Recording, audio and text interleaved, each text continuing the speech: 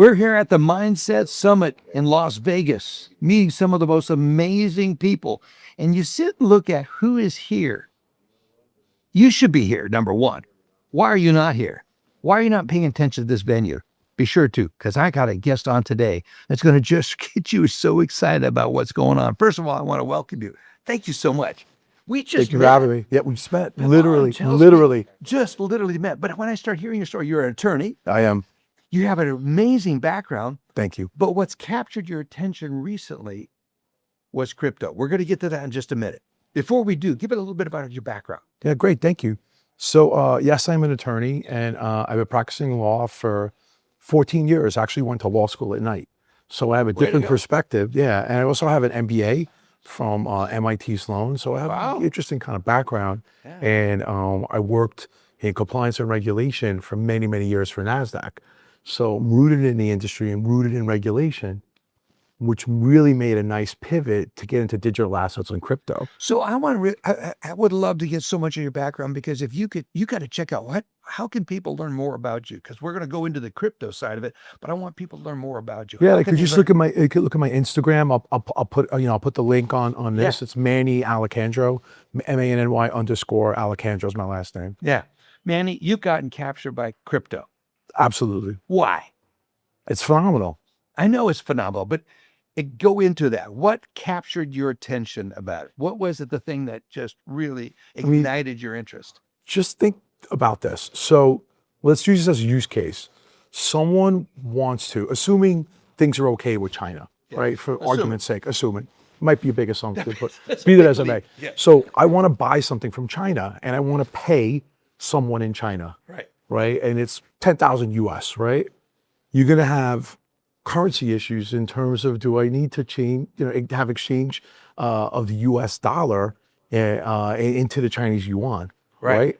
At what point do you value that exchange of currency, right? Do I get an international money launderer? How do I get it to them? And there's all the people in between. 100%. So I have to buy a money order effectively at a point in time. If the market moves favorably or unfavorably against me or them, now I have to potentially send them another money order. Then I have to mail it to them. And then maybe possibly when they get it, then they have to cash it. Then they will ship me with the product that I paid for maybe weeks ago. I know. Whereas if I do this with crypto, boom, instantaneous, right? And there's no questions about valuation.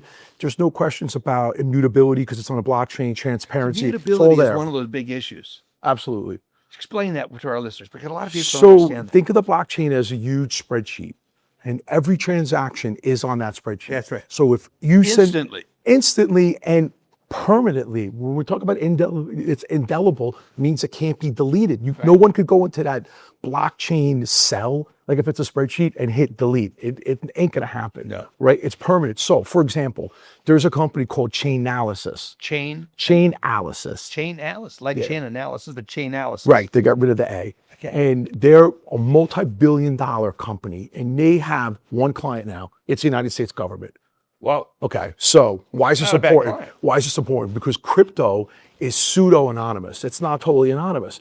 So if someone say pseudo-anonymous, give our listeners a little bit of an So again, because it's on a blockchain and it's immutable, every transaction's there. Yes. You see it, okay? You just don't know what the transaction is because there's either a ledger number or a wallet, right? So Chainalysis works for the CIA, the FBI. So people who steal crypto from other people, Chainalysis is able to literally do a heat map and track every move. That is so important. And these people who get caught are dead to rights. Yeah. So when you do stuff on the blockchain, it doesn't go anywhere, and people could figure out it was you. So people think they're going to do stuff on crypto, and nobody's going to know. Everybody's going to know. They just don't know how to read it. They just don't know how to interpret it. What gets me so excited about you getting excited about this is you have worked in the markets. You're an attorney. You know the risk. You know all this. Right. So when you bring this kind of excitement to this, it comes with a whole different level of appreciation. Absolutely. Listen, at the end of the day, there's always a middleman or middlewoman. And when you look at payments, so apply crypto to payments, peer-to-peer payments, right? Big banks like JP Morgan, they make money by being the intermediary. They're the middleman, right? So if I pay you and you pay me, right? You have to pay them and I have to pay them, credit card fees, all that. But if we do peer-to-peer, the fees might be minimal. right? And we push them Well, out. it also opens up the markets. When you look at the people that are selling some of the Absolutely. it becomes a great I mean, equalizer. think about it if you want to buy a Tesla, you could buy a Tesla with Bitcoin. Yeah. Right. The problem is the tax code doesn't permit it, right? Because if crypto is treated from a tax perspective, and I'm not providing tax advice, but I'm a lawyer, but just for the record. But effectively, Sounds if you like an attorney. Doesn't that sound like an attorney? I have to say that you put a little disclaimer at the bottom, Yeah, a little little star. disclaimer across. But when you sell crypto, it's a capital asset. It's like real estate, right? So if I went to buy a Tesla and I gave Elon Musk my Bitcoin, there's a tax implication. Yeah. So unless and until we know how to deal with that from a tax perspective, you're not going to see the peer-to-peer transactions. I mean, that really won't take place until the federal government addresses it tax-wise. But I don't think the federal government wants to, because the banks rule the roost. The banks do not like crypto. The SWIFT system that we have right now is just done. It's gone. 100%. What we have with crypto starts opening it up to so many nations, so many different people that are creating products and services that are so valuable across the land. And it can be instant. There's been these studies done in countries in Africa where people are unbanked, right? So they can't pass Know Your Customer, KYC, anti-money laundering, AML. Yeah. They cannot get a bank account open, right? And they've done these tests where they've given people crypto on their phone. They have cell phones. They're able to put minutes on their cell phones because they could buy it on a gas station, okay? And when these people became empowered with the crypto on their phones, they were able to take their lives back. They didn't rely upon a government. There was less volatility, more stability with the currency because the valuation of the currency didn't fluctuate because some foreign corrupt government didn't control it. I know. And they took better care of themselves, their families, their healthcare, That's et cetera. what gets so exciting about this whole Yeah, so it gets around this whole banking system, not in a bad way where everybody who does crypto is a money launderer, a drug dealer, or trying to buy acid on a dark web. That is nonsense. That is the fiction that comes from the Wall Streeters, the people who run in Congress, the people who give money to their campaigns because they don't want to lose, their fiefdom. They don't want to lose the control that they have. And they won't give it up. That's what this is. They won't give it up. Disruptor. They won't give it up. It's a major disruptor, and it works, right? And look at Bitcoin, right? No matter what is happening in the market, Bitcoin is somewhat stable. When is Bitcoin going to crash? When is the Bitcoin crash going to happen? Right? Everybody's like, Bitcoin's going to crash. They're saying that since 2011. Where's the crash? There's a war in Iran. Bitcoin might go down. Bitcoin might go up. There's there's some kind of economic strife. Bitcoin goes down. Bitcoin goes up. When will it crash? What's amazing is I want people to get to know you. I'm sure you're going to be going on stage here in just a few minutes. We're speaking here at the Mindset Summit, and I am so excited to meet you and get someone. How can people get to know you better? Tell you could just check me out on Instagram. It's Manny_Alicandro. But I want to mention one thing. The last thing, if you look at mass adoption for crypto, right? Mass adoption for crypto is like 3% right now, right? The people who use crypto in any way, shape, or form, it's less than 5%. I know. Right? Imagine if that turns into 10, 20, 30%. How many people use crypto?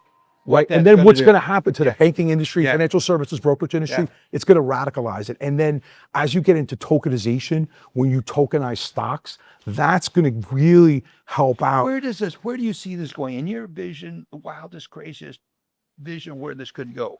I think it's going to go to the moon. No, but I think we've watched SpaceX, super $1 trillion IPO. What's going to happen is you're going to see tokens of stocks. So you're going to have IBM token. You're going to have a Tesla token. So instead of buying a stock and it's electronic or it's on paper, you're going to see people, buying it like they're buying crypto, and they're going to trade 24/7, which you cannot do right now. So another thing about crypto, you could trade 24/7. The stock market's open. There's pre-market and post-market, but fundamentally 9:30 to 4, Monday through Friday, and closed for holidays. Crypto doesn't sleep. It doesn't sleep. What a joy to meet you. Thank you so much. I appreciate I'm so excited. But what's so infectious is your enthusiasm. Thank you. How long you been doing what you've been doing? I've been doing crypto. I've been involved in crypto probably since like 2016. Yeah. Yeah. We just got handed a great tip. But give us an example how this is going to be in trading stocks. Yeah. So you're going to have an account at you're going to have an account at E-Trade or Robinhood, right? And you're going to have $5,000 in that account, right? and you're going to want to buy a stock. And instead of just buying a stock the way you buy a stock now, and you have to buy a stock in a certain account during business hours, whatever, right? You're going to buy, shares of Tesla 24/7, the way you would buy Bitcoin. And you could also buy pieces of it. So you could it's a in. fractionalization. You could buy pieces of Tesla, where right now, when you really can't buy fractionalized stocks, right? Because the minimum value that trades of a stock is one share, right? So a lot of the brokerage firms that have fractionalized stocks, it's fake. That's right. Right? They're holding one share, and then you're buying a piece of it, but you really don't own the one share. Yeah. Right? So you're going to have fractionalization in a true sense, like you could for Bitcoin, right? So if I want to buy $10 of Bitcoin right now, even if Bitcoin's 57,000, I can buy $10 of it, right? Which you can't do right now. You can't buy $10 of Tesla, and you're going to be able to trade 24/7, and it's going to be cleared instantaneously. So there's no clearance in settlement. Immutable record. And you're gonna be able to do things. Maybe you'll be able to transfer it to somebody else, to a third party, which you can't do right now. That's right. If I own stock, I can't just transfer it to you. That's right. Right? I'd have to sell it or work through the brokerage firm or whatever.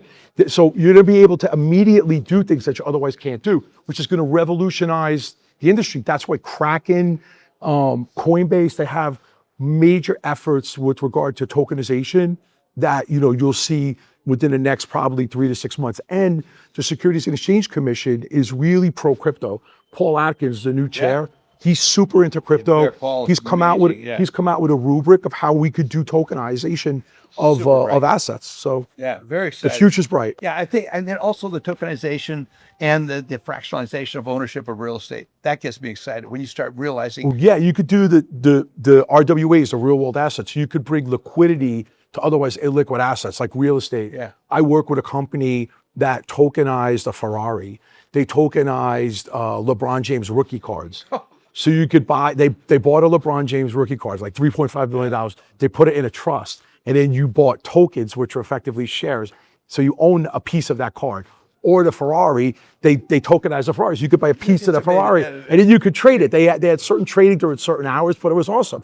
It creates liquidity to illiquid assets. So perfect example, real estate. Yeah. Instead of selling a real estate, you sell the tokens. I know. It's fantastic. It is opening up a whole new world. Absolutely. And I think what this creates wealth creation for people that could never otherwise. 100% wealth creation, and even beyond that, I'd like to say distribution, effective distribution of wealth, right? Because right now in real estate, who makes money?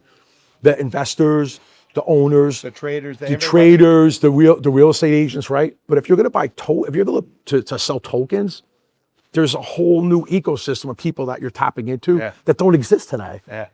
Yeah, I'm so excited to meet you. I'm so glad. Thanks so much. I appreciate it. Yeah. Good. Thank you, Pavan, for making this introduction. Thank you so much. Amazing Thank story. Get to know this guy. He is going to be someone to follow on the internet. He's already on all the major networks. He's been a guest on all of them. Get connected with him. Get paying attention to what he's doing. Man, what a joy. Thanks so much. Thank you. Appreciate it. All right.